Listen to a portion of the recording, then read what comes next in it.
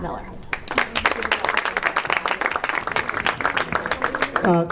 Thank you so much, and thank you all for being here this evening. It's an honor and a privilege to be with your organization, Sam.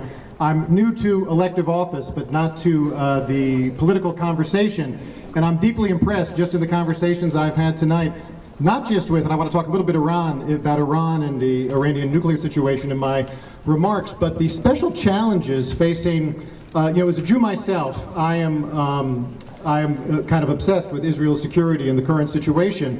But talking with your Persian colleagues and Persian-Jews, understanding the challenges that the community faces trying to assure a strong American presence, and at the same time be empathetic to the plight of 10,000 Jews in Iran and a population of 70 million, where there's so much division, rightful cultural pride, and yet real concern about the direction of the country under the current leadership. So I applaud you, like my colleagues here, with the active engagement, especially of young people, in raising your voice in these issues in the American dialogue so that you can have an impact, which is so important.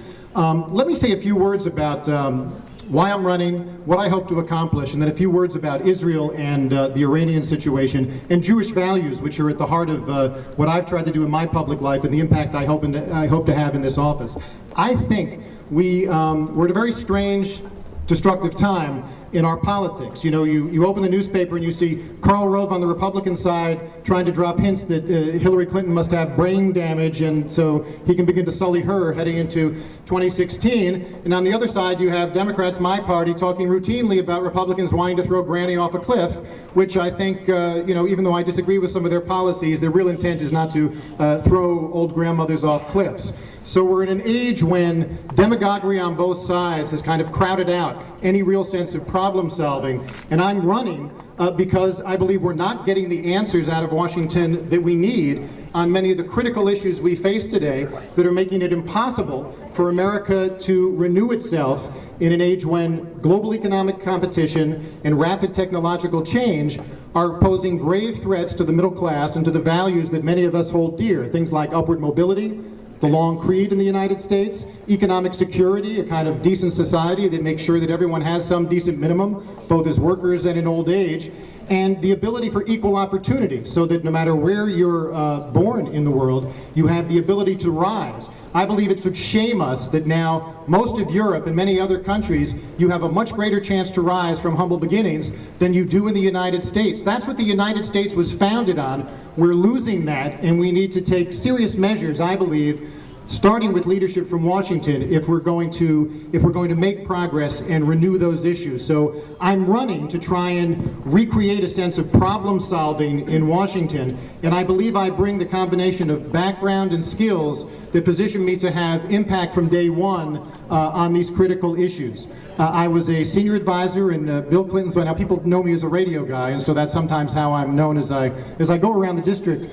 Many people know my voice, my name, seem to like left, right, and center, and had no idea what I look like. That's usually a nice kind of conversation starter. But what I at least want people to understand also is that I was a senior advisor in the Clinton White House Budget Office, so I helped President Clinton put the country on a path to a balanced budget and while investing in people. I've advised Fortune 500 companies and entrepreneurs, so I get business in ways that I think matter if we're going to have sensible policies that not just achieve progressive goals, but also are economically rational in ways that allow business to thrive. I've led on education. Here at home, I'm on the board of the Partnership for LA Schools, which is the group of 17 very challenged schools downtown that Mayor Villaraigosa, when he was in office, had a chance to gain governance of. I'm proud to say that they've shown the greatest improvement on the California test scores in the last 5 years. I've been on the board of that organization. Still a long way to go for these kids because they're coming from the bottom, but they're moving in the right direction. At the national level, Arnie Duncan, President Obama's Secretary of Education, appointed me to his Equity and Excellence Commission, which laid out a blueprint for more ambitious changes to help the U.S. compete in a world where other countries now are outpacing us when it comes to schooling, and we need to change that.